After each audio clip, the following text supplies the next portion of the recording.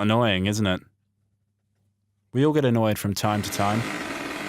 But why is this? Today, we're going to explore the science of annoyance. I'm Mark. And I'm Will. And I'm sorry, but this might get a little annoying. We all have the tendency to be annoyed.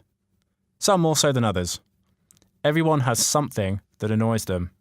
Whether it's a sound, action, or a person. It's just a part of being human.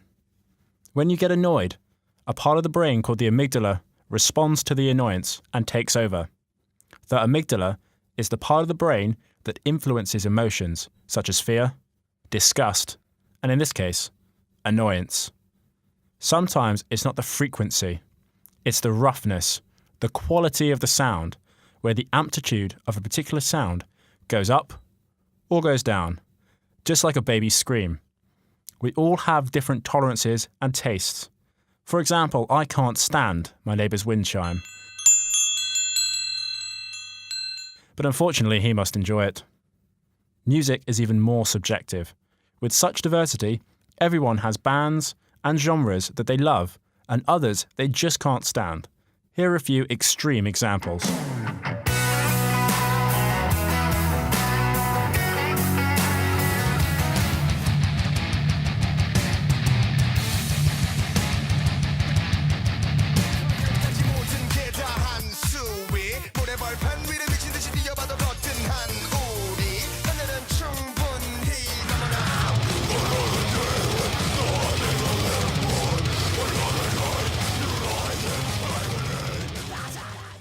I'm sure that wasn't to everyone's taste.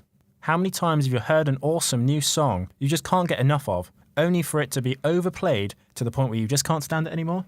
Yeah, well, it's not exactly a new song, but do you happen to know Boom Boom Boom Boom by the Vega Boys? I know it very well.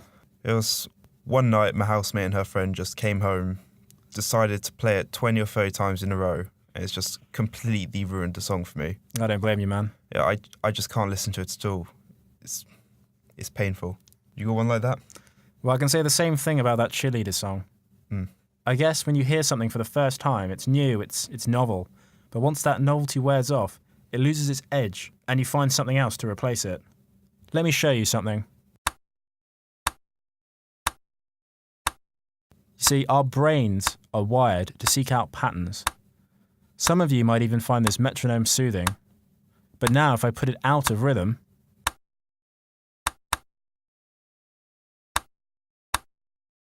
there is no longer a regimented pattern. The lack of consistency is very irritating. An experiment to find out the most annoying sound was conducted using functional magnetic resonance imaging. The study featured 13 healthy brains and monitored the variation in brain activity. They were played 74 different sounds. The study concluded the top 3 most annoying sounds are chalk on a blackboard, a fork on glass,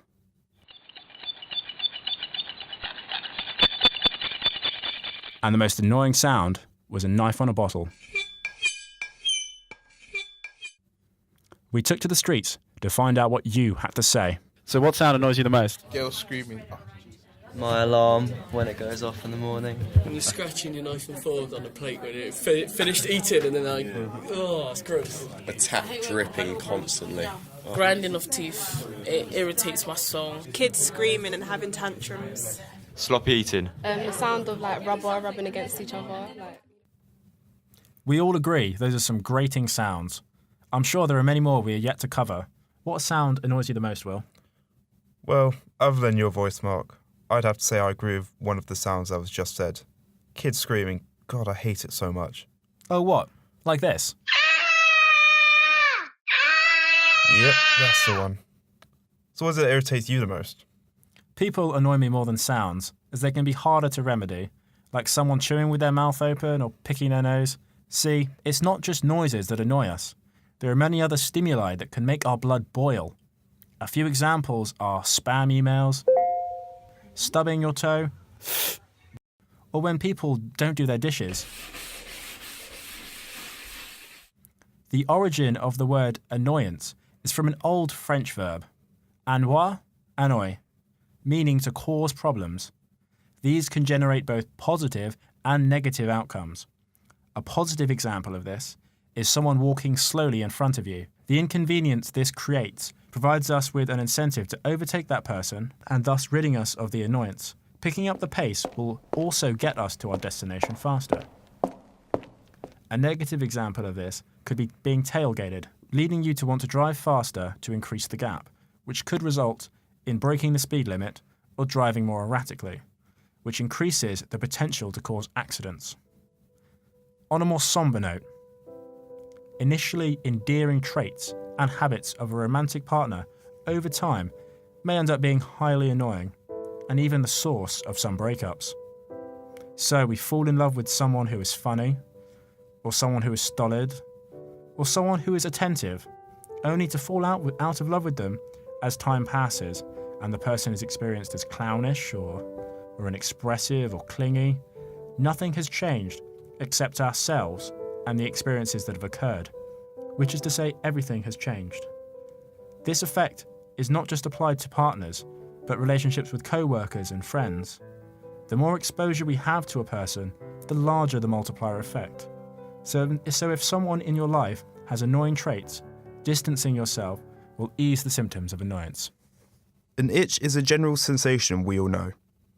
It arises from the irritation of the skin. Although this impulse is annoying, it serves as a very important function in informing us of a potential issue with our bodies. Numbness is another unpleasant sensation we are aware of, in which also provides us with important information, namely that a limb has restricted blood flow and that we need to remedy it. Cramping is caused by the build-up of lactic acid in our muscles from either overexertion or restricted blood flow and causes us pain. Pain is a self-protective mechanism and is the body's way of informing you that something you are doing to your body is harmful and that you should cease the activity. The varying severity in pain indicates the level of damage from a light scratch to total agony. The same are true with sensations such as heat burning your skin. So here are some non-audio annoyances that I think we can all relate to. Making cold tea or tea with too much milk. Breaking things, Letting the bath run too much. running out of milk, Dirty dishes. ruining your beard, Stupid injuries. dropping food, Deadlines. no food, Slackers. dead batteries, Space Invaders and not the game. when Electro changes the slide just before you finish writing it down, Accidentally leaving your food cooking for just too long. having something just on the tip of your tongue, but not being able to say it. Autocorrect. Duck that. Annoyances in conversation, repeating yourself, Being interrupted. not being able to understand accents, Awkward silence. people that just don't shut up, Bad breath. spitters, Just losing your train of thought and just forgetting it. when you can't think of the word. Mispronunciation. Well, that about concludes it for today's show. Next week, we'll be delving into dreams. We'll investigate why we dream, what it does to the brain, and how can we interpret them. Also talk about lucid dreaming. Do you know about that, Mark? I've never heard of that before. What is it? Oh, it's basically where you have a dream, but it's incredibly realistic. Like, you believe it's real life. It's insane. Well, have you had one? I have. Can't really talk about it much right now, but definitely on next week's show. I look forward to it. If you guys have any experiences with lucid dreamings, then let us know at Surreal Science on Twitter. Well, if you're still listening, we obviously haven't been doing our jobs properly. I'm Mark. And I'm Will. Let's see if this works.